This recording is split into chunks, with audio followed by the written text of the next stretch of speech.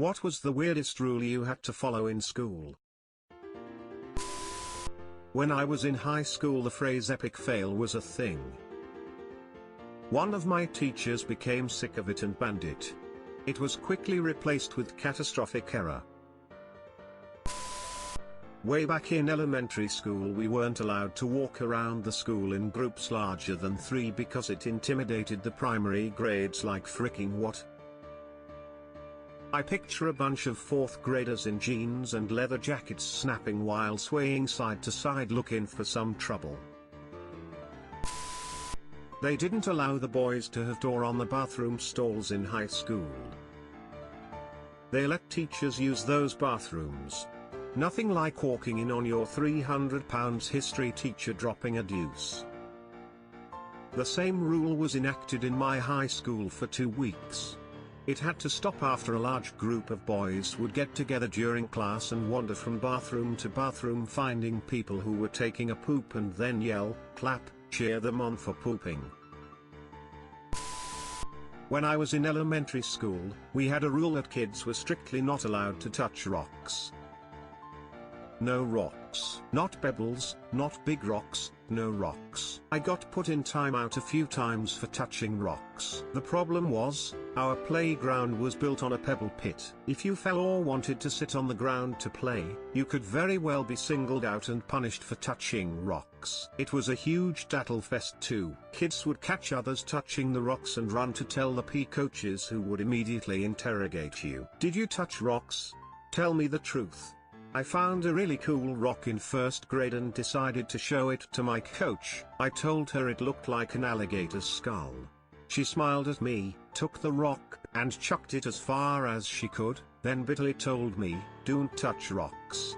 If you kept touching rocks, you'd be made to walk around the playground in circles sometimes until you had sufficiently learned your lesson." I once walked in circles with a few other kids until playground time was over. It felt like forever, but it was probably like 15 minutes. TL, Doctor, my school had a don't touch any rocks rule. Edit for those asking, as far as I know, they never told us why. Maybe they had a good reason, I don't know.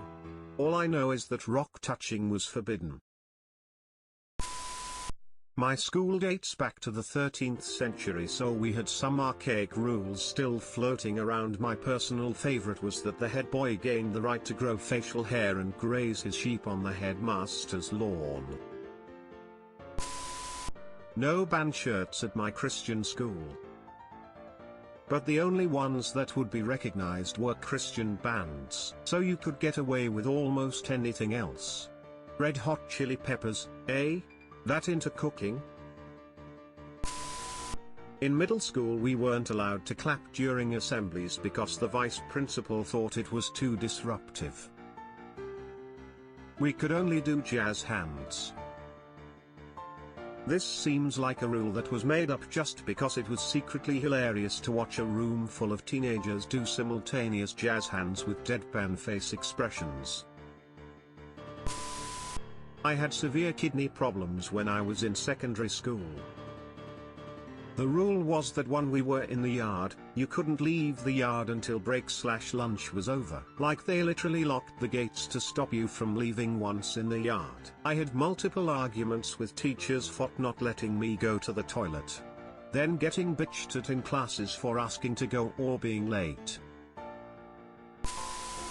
There was silent time in the lunchroom in Catholic elementary school at the beginning of lunch, ostensibly for prayers/grace. I remember sneezing due to allergies and having to miss recess. Never forgave those freaking nuns. No same-sex hugging. Really weird rule. Apparently some kid got sick, and their parent blamed same-sex hugging. Couldn't dance, show our shoulders, or play games on school campus. School dances were sit-down meals instead, as we were not allowed to dance. God is against dancing apparently. No running in the schoolyard or playground during recess or lunch. How TF do you expect to stop 500 children from running while they're out there playing? Some teachers insisting that the bell does not mean you are dismissed. Bitch please, that's exactly what that means. Our high school got a wild hair up their collective ass that we were spending too much time in the bathrooms. So they tried to set up a bathroom schedule where you could only use them during certain hours of the day without a pass. And to get a pass you had to convince a member of the staff that you really had to go. They had staff members guarding the bathrooms to make sure you had a pass to use the bathroom. It wasn't until a combination of classroom walkouts, bathroom sit-ins, citations of laws, parent complaints, and several insinuations that the rule was somehow racist that they gave in and rescinded the rule. Edit: I've been getting a lot of questions about how the policy being universal could be construed as racist. The issue of race came up when it became apparent that certain staff members made it more difficult for non-white students to receive a bathroom pass, i.e., a white student just had to ask, whereas a black student would be grilled on the whys and wherefores of their bathroom needs. This was a very small group of teachers, but even one was too many. Edit 2, whys and wherefores whilst redundant is still a proper idiom. In secondary school, high school, we were forced to leave the school in full uniform at the end of the school. Meaning no jackets unless you were out of the main gates, which are very far outdoors, so if it was raining you were fricked. Thank God that rule only lasted 2 weeks.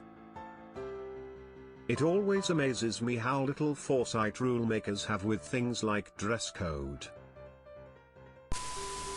We had a hallway only for 6th graders in middle school.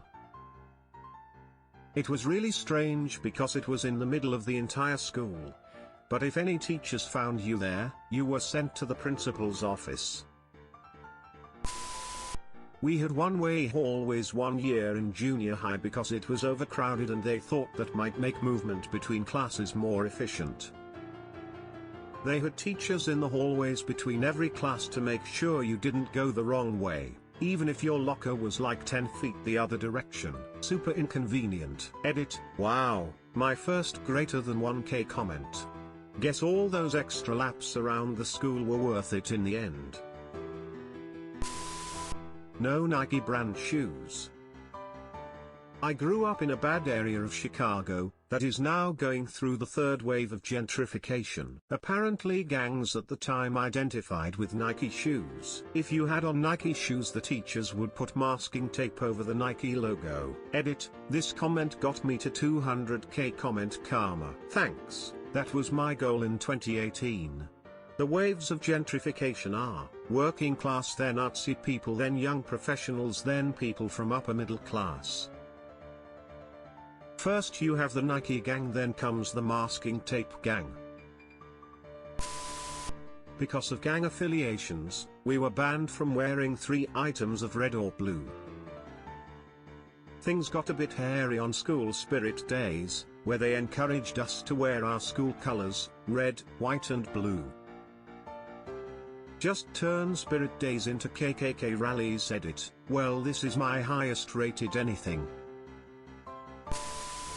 No hugging.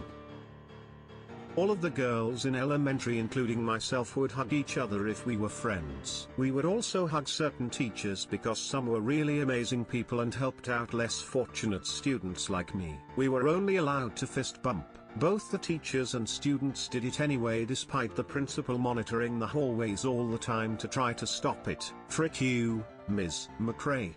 Edit: to those asking, this was in the Halton region of Ontario, Canada.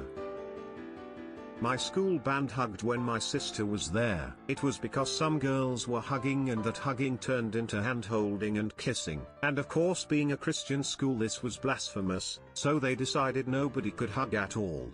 Edit: jokes on the low, the hugging ban did nothing to stop me from being a giant lesbian. Not really a rule, more of a if this isn't illegal, then is should be sort of think. Someone emptied all the soap in the boys' bathroom onto the floor my freshman year, and the school retaliated by leaving the dispensers empty for the next 4 years. It was disgusting. Travel soap kept in my bag through high school. In my middle school the same rule was put in place because, now get ready for this, someone empties a soap dispenser, then proceeded to piss, ejaculate, and shit into it. I was one of the few people to see that monstrosity before the janitors cleaned it. We had a lesson about how fire needed oxygen to continue burning. So, they said a fire would eventually go out if in a contained room with no extra oxygen. Our teacher then assigned a different student every other week to be in charge of making sure all the windows were closed before leaving if there was a fire. Thankfully, we never had an actual fire. Oh shit, a fire. I'm freaking out of here, everyone out except Jimmy, get the windows Jimmy. The fire alarm doesn't dismiss you, I dismiss you. From outside.